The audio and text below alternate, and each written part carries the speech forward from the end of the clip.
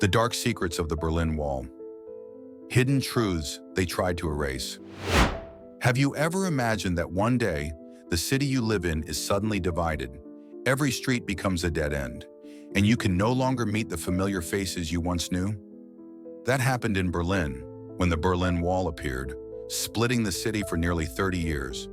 But was it just a physical wall, or did it hide deeper secrets that we've yet to uncover? In this video, we will explore the development and impact of this legendary wall, a structure that changed an entire city forever. Stay tuned and let's discover together. If you want to learn more, don't forget to like the video, subscribe, and hit the notification bell so you never miss the next exciting discovery. Living in Berlin before the wall was built was nothing short of strange. Picture this. You could move freely around the city, but there was a catch. You were either an East Berliner or a West Berliner. The city, once unified, had been split into pieces after World War II, with each part controlled by different powers. The Soviet occupation zone eventually became East Germany, a socialist state, while the western part of Berlin, though legally under occupation, was effectively part of West Germany, a capitalist state. The divide was more than just ideological. It was physical, cultural, and even financial, with socialism and capitalism coexisting just streets apart. Life in the city reflected this split. People living in one part often worked in the other. East Berliners, for instance, would take jobs in the West to take advantage of the stronger West German currency.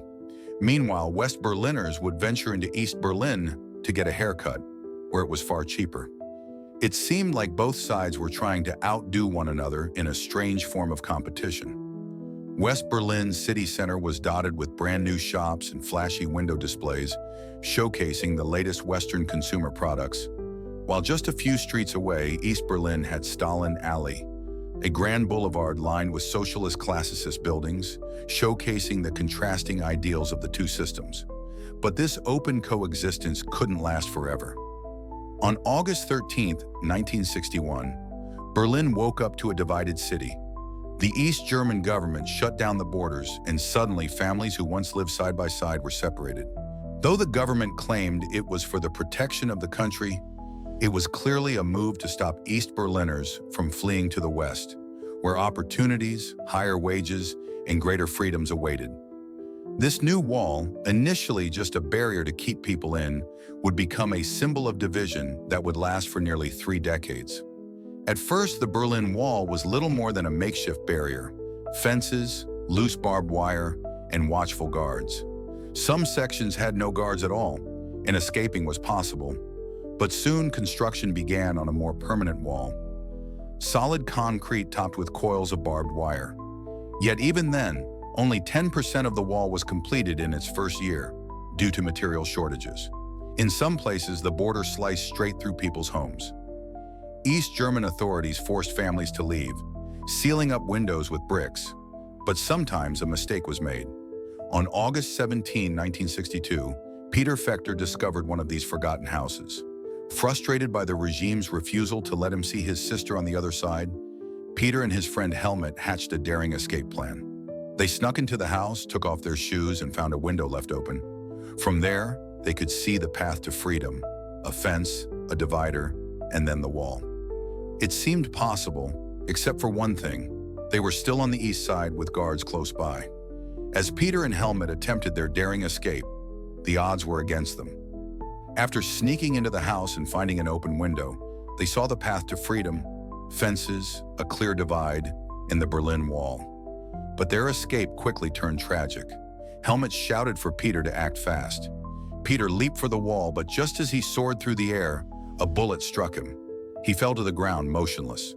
Helmut could do nothing but watch as Peter lay there for 50 minutes, dying at the foot of the wall, while onlookers gathered. The story of Peter Fechter spread across the West, a symbol of the wall's cruelty.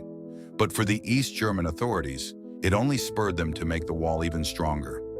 Over the years, the Berlin Wall evolved, becoming a ruthless barrier that divided the city further. With each failed escape, the wall expanded and improved, leading to the final version in 1975. This new design was nearly impenetrable. The eastern side of the wall was a solid concrete barrier, intentionally featureless to hide the fortifications behind it. Beyond that, the ground was covered with Stalin grass, sharp steel mats that would pierce the feet of anyone attempting to cross. Next came a signal fence of barbed wire, connected to concrete posts. Anyone attempting to climb it would trigger an alarm, alerting the guards in the watchtowers. These watchtowers, staffed 24/7, had clear sight lines of the entire border. The soldiers were under strict orders: shoot anyone attempting to cross. And those who tried would face more than just guards. Behind the signal fence lay tank traps, designed to stop anyone from driving through. In the center of this deadly zone was a patrol road, often guarded by dogs, and beyond it stretched the infamous death strip, a barren expanse visible from the watchtowers, making escape virtually impossible. Over time, the Berlin Wall evolved into an almost impossible barrier to cross. The eastern side was reinforced with new components designed for maximum security. These sections featured a foot-shaped base, eliminating the need for digging foundations. At the top, pipes made of asbestos concrete replaced the barbed wire, making the wall more stable and less prison-like. However, the smooth surface of the new concrete had an unexpected consequence. It made the wall the perfect canvas for graffiti.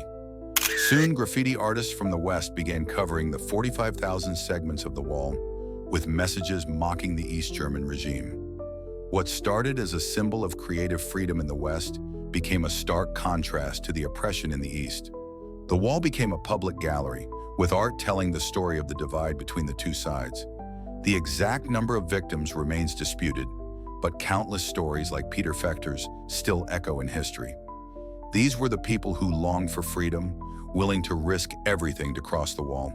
But the Berlin Wall wasn't just a city obstacle. It symbolized the deep division of an entire country. Beyond Berlin, all of Germany was split, and many, undeterred by the dangers, took extreme measures to escape. One of the boldest attempts came from two friends, Gunnar Wetzel and Peter Strelczyk.